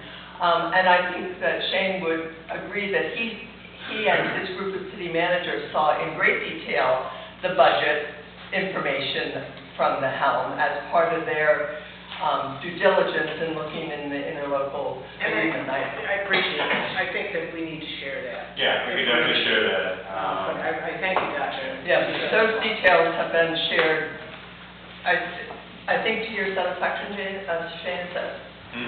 Those details about the budget. Yeah, actually, they have the details included a kind of a multi-year budget where they look at what the current budget is. Roughly now 75% of the money comes from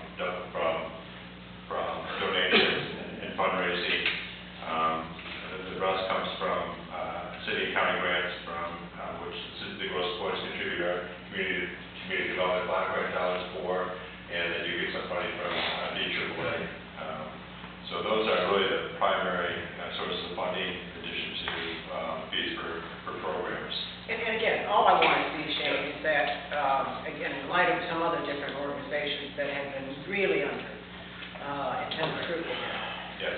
I think as city council people, we need to see that information Where the in front of us, expenses are going for. so that we can, again, be good stewards of what we're doing.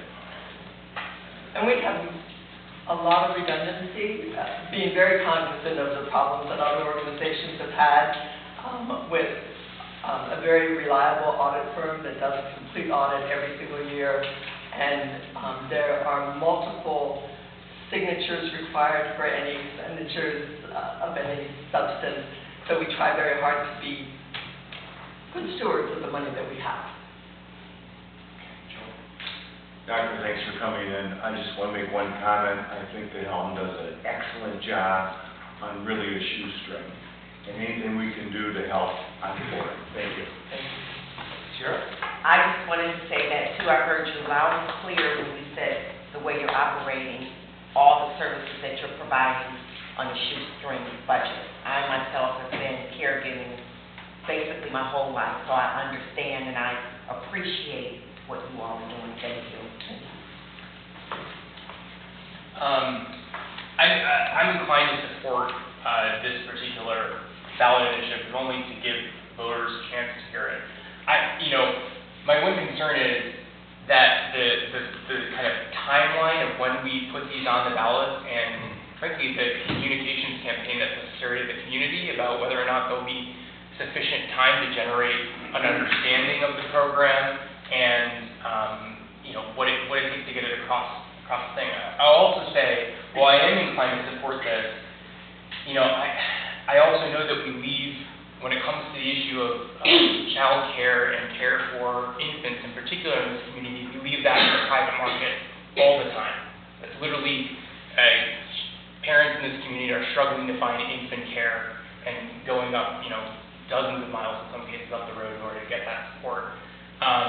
And it's unfortunate that there isn't a similar mechanism to ensure that those kids and those families have access to that care using public services in some capacity. One question I had was when you talked about the, speaking of care, the adult daycare, is that going to be an additional fee for service, or I imagine there's substantial outlays for just setting up the program? There would be additional fees in order to utilize that, correct? There would. We anticipate there would be some scholarships available according to needs, but there would be a charge for utilizing those services. Yeah, and obviously it's very neat. I've seen the need in my own family for it, so it's incredibly important that we have this. But I think we have to remember that so many people in our community need care, from our older citizens to our youngest citizens, and we have to do more to provide that. Thank you, Mr. Mayor. Doctor, thank you very much for being here. As the son of a Grosse Pointe Farms resident who makes weekly use of the facilities several times a week, I think it's great. And I would tend to encourage my fellow city council members to approve the ballot language at the very least, to give our voters a chance to see what's coming in terms of your description. I agree with Councilmember Soroka. I think you have a good task ahead of you to get the word out to all the communities, quite frankly, in a limited schedule. But I am definitely in favor of letting the voters decide with thanks. Okay, so Dr., I too am inclined to allow this to go to the citizens to let them decide. I do, though, raise the same concerns as Councilwoman, is that I had a discussion with Doug Blatt over the weekend, and I expressed this to him. I see in this room you have some very supportive people in the audience today, well-known in the community. But as I expressed to Doug, and you guys are killing it in fundraising right now, I do have a concern in this fashion. We are paying a DIA millage, we are paying a zoo millage. All of a sudden, the residents, if you vote for this millage, you get to go to the DIA for free. Except when it's Van Gogh. Except when it's this. Except when it's this. And so all of a sudden, despite the fact that the citizens, bought that and voted in favor of it, the rules changed down the road. Not because the people at the time who were pushing it or represented the DIA or the zoo had any intention of doing that. It's those that succeeded them who don't care what their predecessors said. So I am thoroughly concerned about, A, the fundraising continuing at the great level that you've been able to achieve with such tremendous support from some very important and helpful people in our communities, which is fantastic.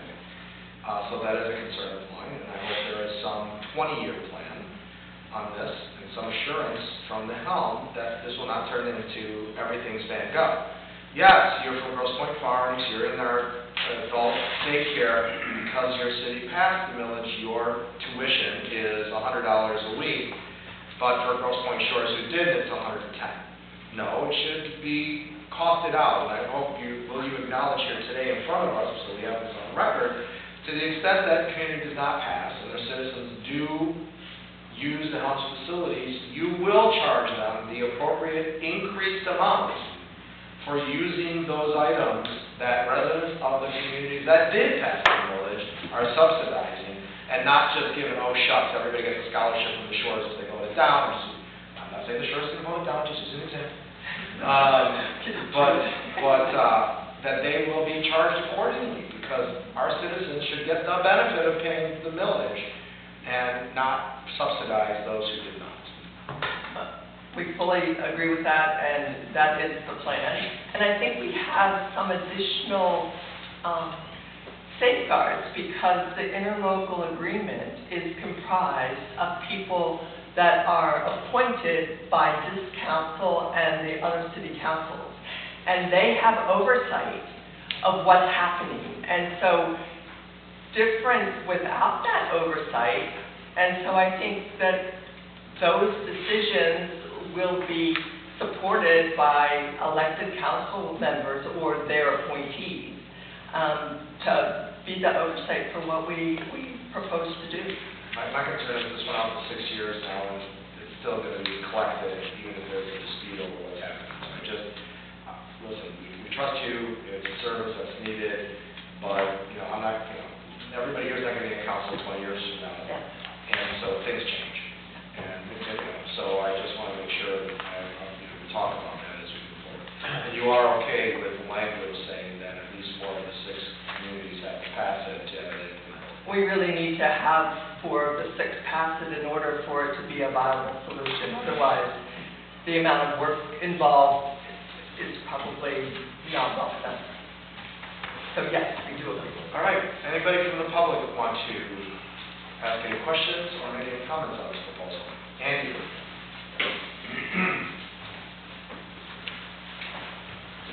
Andy, District Fisher, could you share out that information, Shane, on the actual, what you have, because the presentation, I think, is very past those details, so is that available at all? And yes, and I think it would be, frankly, it's going to be incumbent on the helm to, to settle the case for millage. And I expect that you'll see quite a bit in the future.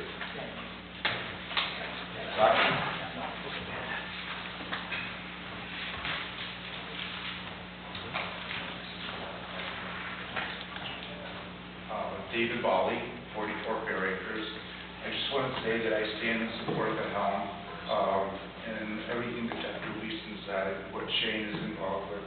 Having been somewhat involved with it myself, I see everything that Dr. Leeson says, and I think it's such a growing need in my own patient population. I see so many people who come in every day who have family issues, older people, is the best option. And thank you. Thank you. Yes.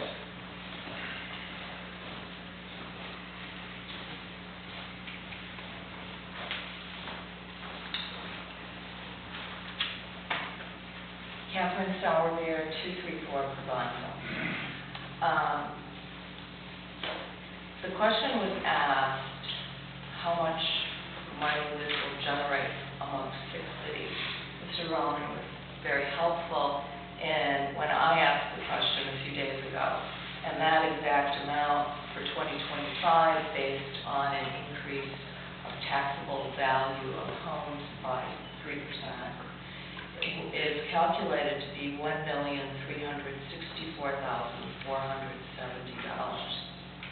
Now, I went on the Helms website and wanted to get some budgetary information.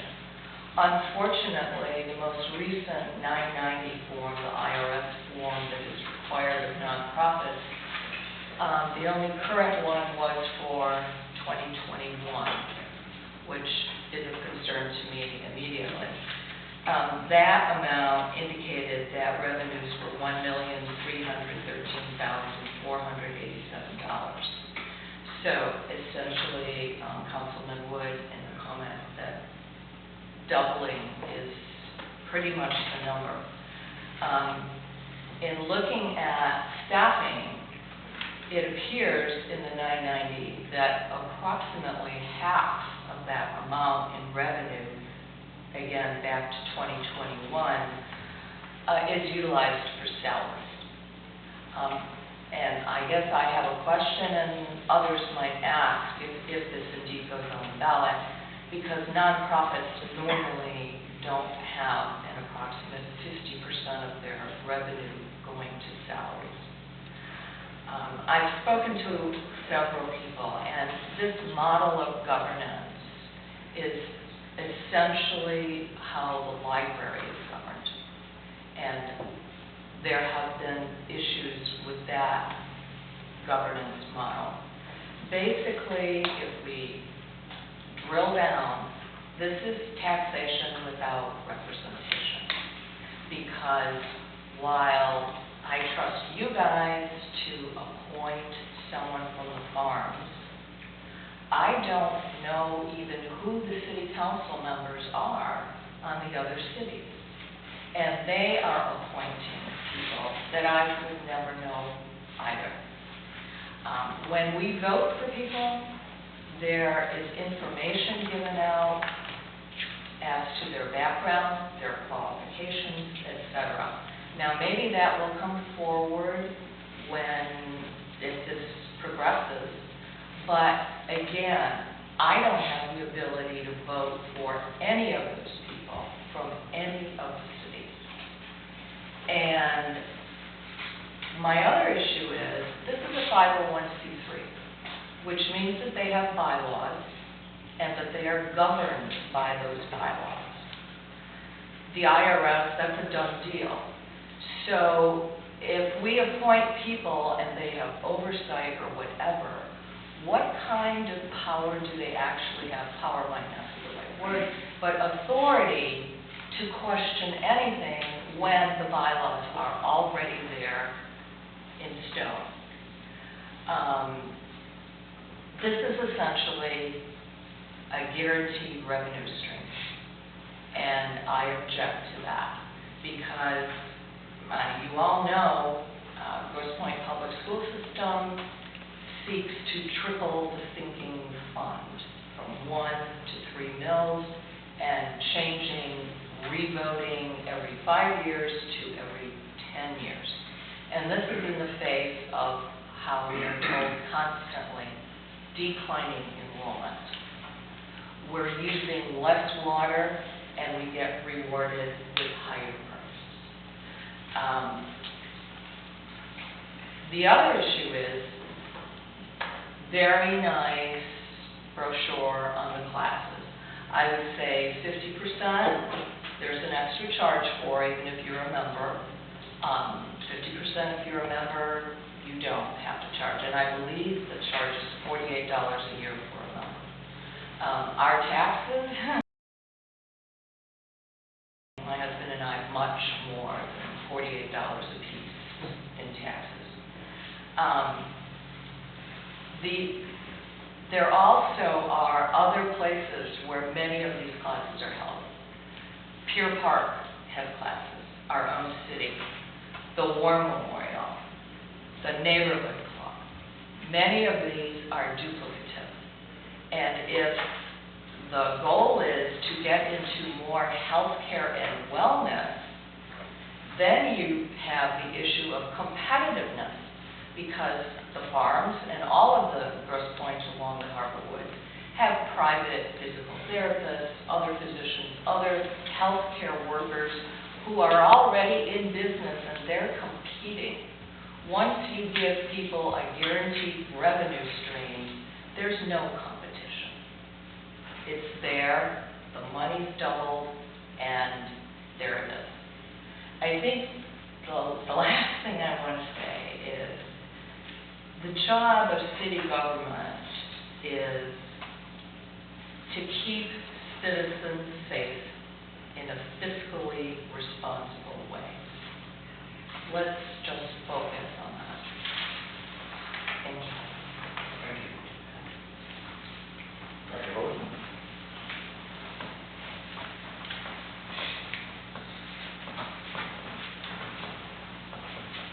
I wasn't originally going to talk, but I'm Donna Holden. I live at 81 Handy Road. I have been in practice here in the Grosse Pointe area for 35 years, and my practice is primarily geriatric. And I can tell you that over the 35 years, I have been shocked at how we live in a wealthy community, and many of our elderly people are marginalized. And they are too prideful to let anyone know. Sometimes their children don't know. They really need these services. And that's one point. They really, truly need more services. Not just classes. We need more opportunities. I don't think a physician, my practice, as I said, is primarily, we will not consider it. We would not consider it competition at all. We would consider it additive, because one of the things I struggle with the most, and that I feel probably that just gets to my heart, are the spouses of people who have dementia. We're living a lot longer, there's no question. We are living a lot longer. We've done a great job of keeping people alive. People have good cholesterol, they don't die of heart disease. Unfortunately, we have not done a good job with our brains. And the amount of dementia out there is just on the rise, and there's just not a good place where people feel safer tonight, is because I hope that this millage will help us do that. Thank you. Anybody else? All right, seeing no one hands, public comment is closed. What is the pleasure of the council? We have a question. Sure, we'll go ahead and vote. I think that Catherine Sauerbeer makes an excellent point about taxable values. And Shane, I guess I'd like to ask you, because you were key to the discussions here, but as taxable values increase in all of our cities, the Helm is likely every year going to be getting more and more than 1.1 million. I mean, if taxable values go up 2 or 3 or 4%, up to 5%, I mean, it's going to be a constant increase and more and more and more money. Did the group of you discuss kind of a cap of any sort that would, prevent that kind of windfall, basically, based on just simply the increase in taxable values? So like a village collected for municipality or any other government entity, under Michigan state law, the taxable value will go up with the CPI, with the inflationary rate, not to exceed 5%. So we've had, our prior budgets, we've had years where most recently were exceeded 5% by the maximum that we could increase it was 5%. That would also apply for this millage that would go to the city commission. And conversely, if you saw a decrease in property values and associated with a decrease in taxable values that we did in 2008, starting in 2008, you would see a corresponding reduction in that number. So you're exposed either way. And so I was just going to say earlier in the comments, a lot of discussion today is about the merits of the millage, not the merits of putting it to the voters. And sometimes we get lost, and today we're just discussing the merits of putting this on the ballot. And this will rise or fall on many of the arguments and discussions that we heard today. So I just want us to focus on, do we want to put this on the ballot and let the citizens decide? Because that is a question that we are to decide today. Yes, we can charge our representative on the commission to do all the things that we're discussing, watch fees that are being charged, etc. I at one point last thought about should we approve up to 0.35 in the event that housing doesn't go up so high, just only level 0.2 that year, because we don't need it because we did. Suggestions not made today, but because they can't, 2008, there are people say there's a low out there, we might get something. So, I want to call the question here. Does anybody want to make a motion one way or the other? Mr. Woolley? Yes, sir, Mr. Mayor. I move to approve the language contained within our packets and as discussed by City Attorney Burgess with regard to the senior services millage ballot language for the November 5, 2024 election, with the understanding that the city attorney and city manager, upon their mutual agreement, may make minor changes to that language based upon their discussions with other community leaders going forward. Does that cover it, Mr. Burgess? It does. Anybody support? Support. All right. All in favor, please say aye. Aye. Any opposed? Any abstentions? Motion carries. Thank you, Dr. Leeson. Good luck.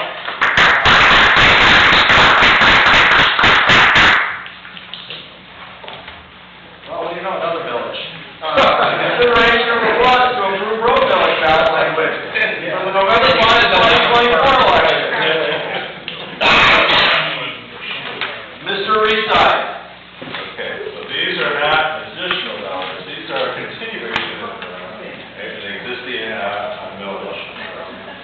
As council is aware that we are currently in our fourth year of our accelerated road repaving program, fifth year of receiving revenues for that program. So this will be our winter taxes will be the last year of receiving those revenues.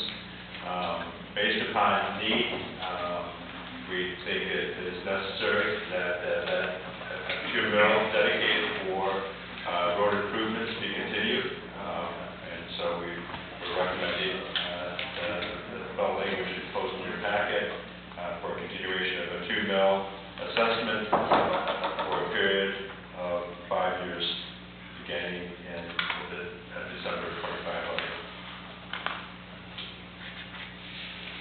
Any questions from council? Lev? Sure. Shane, this is to be focusing mainly on local roads.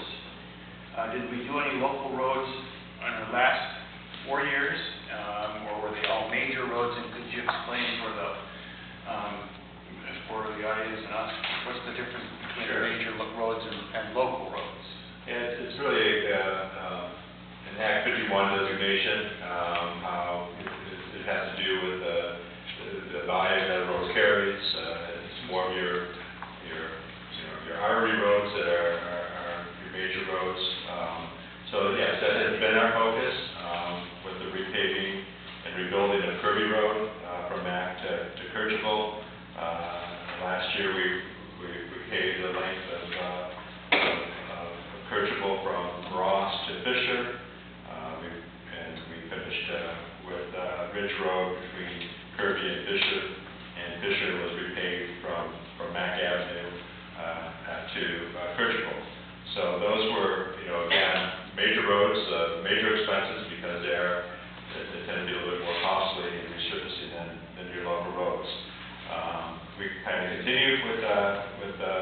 doing some additional major road work this year with Chalfont, section of Chalfont. And, but with that said, we've also done some local roads just because the need was there. It was significant enough where we felt we could hold off. In the case of Muir Road, which is scheduled this year, we're proposing that it be repaved, a section within the road rehab map between Kirchville and McKinley because of the intention of replacing the water main at that location. Going forward, I think, now that we are, with the exception of Grosse Pointe Boulevard, it's going to be obviously a larger expense, a larger road, and we still have the remainder of Kirchville. But beyond that, most of these funds will be going now towards your interior local roads. Any other questions? Anybody in the public have any questions? Andy?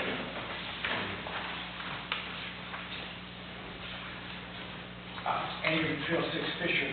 The city has traditionally contributed out of its regular budget, $500,000, $70,000 to the road work. Is that going to continue this new notice consistently, or are you going to be backing off from that? We intend to continue to do that. In fact, during the course of this millage, we've actually added some additional dollars to be able to, again, get some of these projects done. Okay, that's concerned that you're taking, well, we will kind of use this money rather than divert out of the regular budget to do this. Okay, thanks. It wouldn't be cricket for me to ask the helm about where the money goes with us, pulling the switcheroo here. We're not going to do three-card monte here. So. Okay. Any other questions from the public? Seeing none, what's the pleasure of council?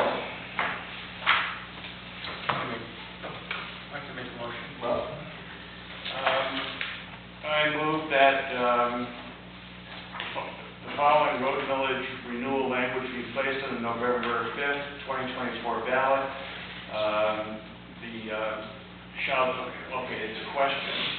Shall the city of Grosse Pointe Farms be authorized to continue imposing a property tax levy in an amount not to exceed the annual rate of 2 mills for a renewed period of 5 years, beginning with the December 2025 levy and extending through the December 2029 levy for the purpose of reconstructing, resurfacing, repairing, and otherwise improving major and local roads, as well as alleys, parking lots, non-motorized pathways, and related infrastructure within the city. That's my motion. good. Right? Is that right? That's all you need? Okay. All right. Do you have support? Support. All right. All in favor, say aye. Aye. Any opposed? Abstentions? Motion carries. Item 7, consideration of a request to approve year-end budget amendments. Mr. Rowland.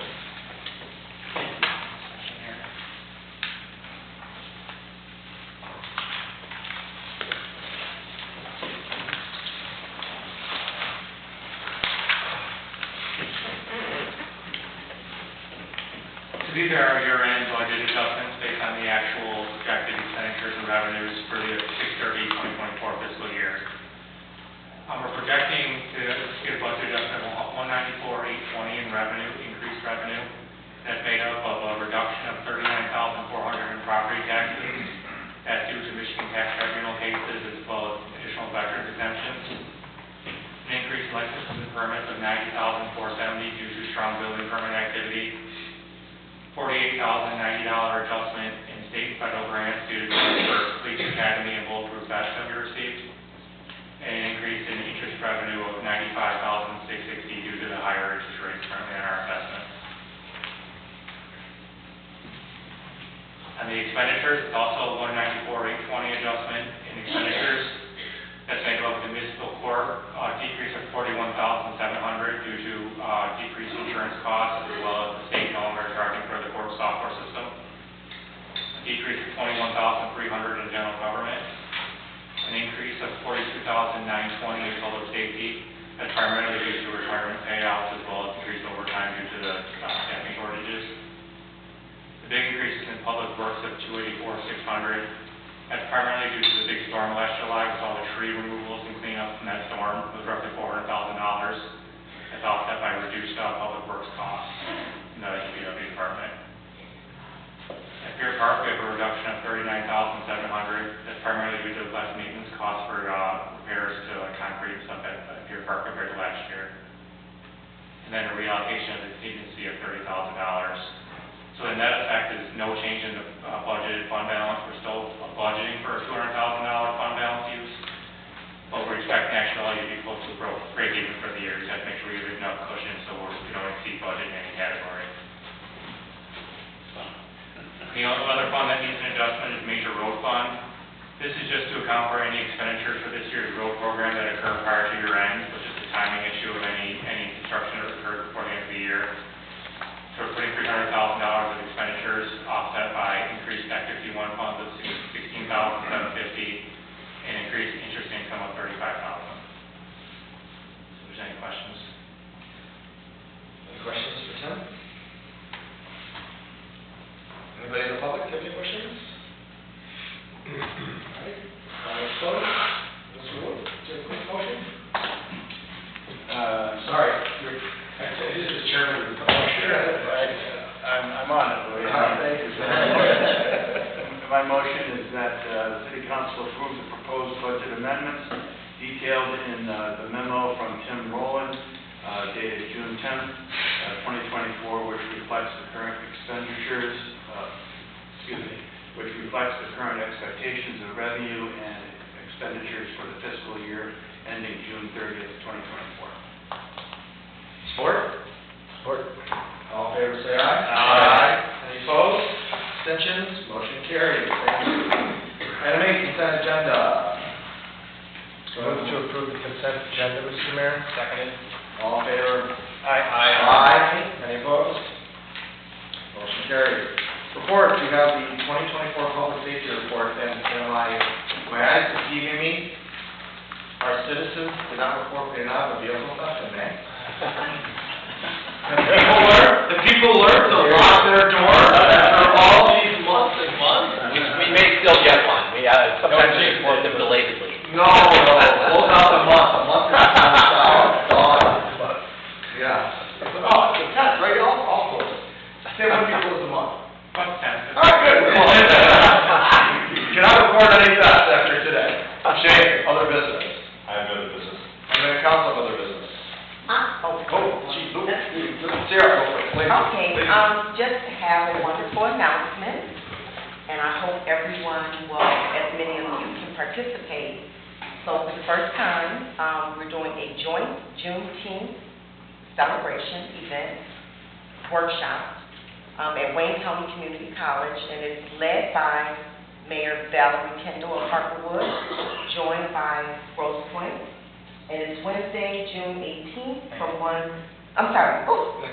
Wednesday, June 19th from 1 to 4 p.m. All right, thank you. Looks like good. Joe? I just want to make a mention that I'm seeing a lot of sawhorses out there replacing sidewalks. Now, I haven't seen them before. I know we do 200 a year, but I thank you that we need a lot more, to be honest with you. We're as fast as we can get the contractor out there to do more, we'll get him out there, and there's a lot to do. Okay, I appreciate it. Anybody else?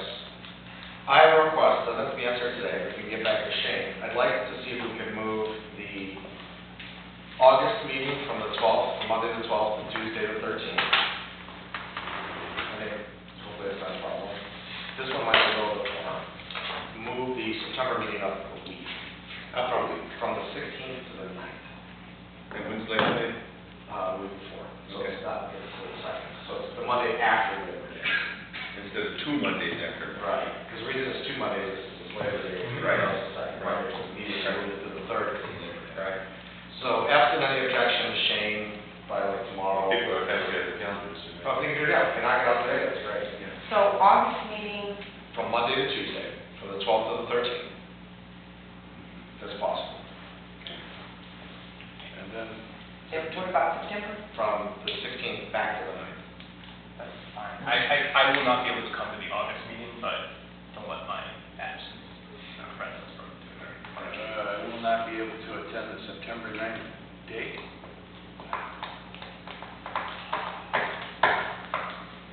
Okay. One person. All right, thank So you. we on August is. August 13th, we'll move to August 12th to the 13th, and September from the 16th. Thank you. One more item, Mr. Mayor, I forgot to mention. We continue to make progress. We have a pool committee meeting this Wednesday night.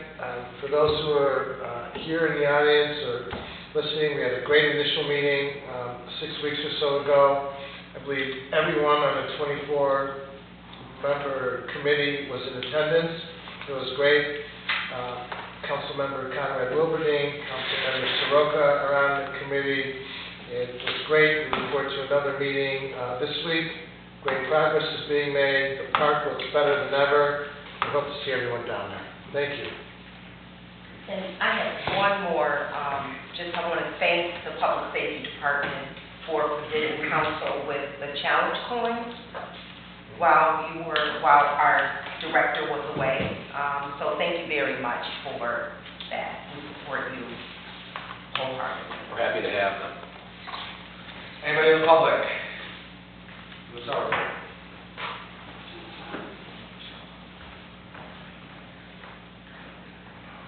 Catherine Sauerbeer, 234 Provencal. Quick question, maybe for Mr. Reside. What's going on with GFL priority? Will it affect us? If so, how? Money-wise or? So currently we have a contract with GFL for recycling services. It's a joint contract with Grosse Pointe Farms, Grosse Pointe City, Grosse Pointe Park, and Grosse Pointe Shores. The Woods contract separately because they also do their refuse collection.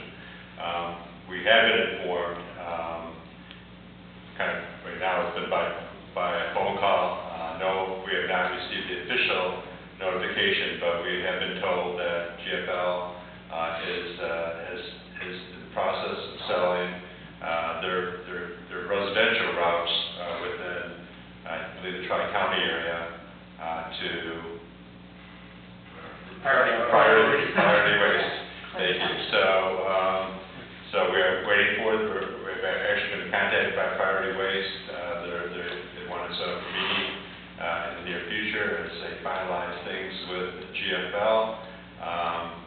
Both GFL and Priority have at least given me verbal assurance that there will not be an interruption in service. The same equipment will be used, at least temporarily. They are purchasing equipment from GFL and anticipate that it will be the same crews that are currently on the roads. Well, part of the same pricing. Same pricing, yes, the same pricing as under the current contract, I'm sorry. Okay, thank you. Anybody else in the public? All right, seeing none, meeting's adjourned. Thank you, Mr. Mayor. Good meeting, sir. Enjoy the beautiful night. Thank you. All right. Early spring weather here.